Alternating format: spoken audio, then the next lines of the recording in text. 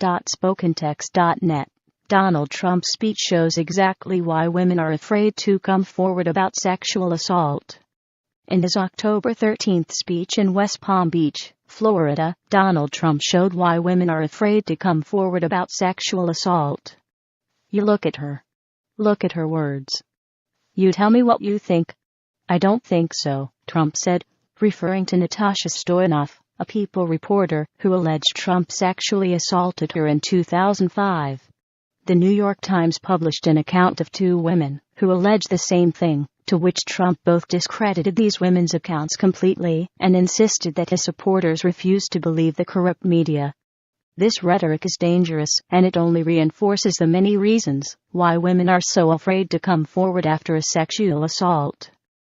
These vicious claims about me of inappropriate conduct with women are totally and absolutely false. And the Clintons know it, and they know it very well. These claims are all fabricated, full of fiction and outright lies, Trump said. Trump has continued to deny these allegations, yet his campaign has yet to release any evidence corroborating his side of the story. Instead, he has relied on attacking the women who have been brave enough to speak out, and has painted the media, particularly the Times, as untrustworthy. According to Trump, the Times reporters who have taken time and diligence to report these women's stories have decided to tell another totally fabricated and false story that supposedly took place on an airplane more than 30 years ago. Another ridiculous tale. No witnesses. No nothing. Victims of sexual assault are shamed in many ways, but for a presidential candidate to use his public platform to further shame them and discourage them from coming forward, he is making it increasingly more unsafe for women to come forward.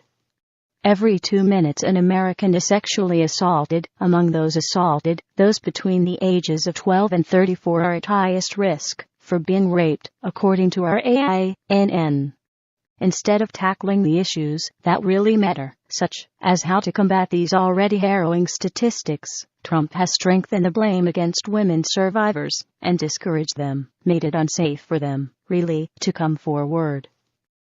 Moreover, Trump is the king of contradictions, and he made many of them throughout his speech. This excerpt from the speech highlights one of the most damaging and unnerving contradictions, but last night we hear that after 12 years, this took place 12 years ago, this story, a new claim, that I made inappropriate advances during the interview to this writer. And I ask a very simple question: why wasn't it part of the story that appeared 20 or 12 years ago? Why wasn't it part of the story? Why didn't they make it part of the story? I was one of the biggest stars on television with The Apprentice, and I would have been one of the biggest stories of the year. And who would have done that if you're doing this and you're one of the top shows on television? When Trump asked, who would have done that if you're doing this and you're one of the top shows on television, I was instantly reminded of his comment from the 2005 recording on that Access Hollywood bus: when you're a star, you can do anything, he said, which he clarified includes his ability to grab them by the P.Y. So, yeah, Trump, you would have done that being physically assault a woman while she was interviewing you for an article for her job, while you were doing one of the top shows on television. His rhetoric is dangerous, divisive, sexist, and oppressive. His entire speech was basically reinforcing the BS idea that women shouldn't come forward after a sexual assault, and that we should continue to disbelieve their harrowing stories.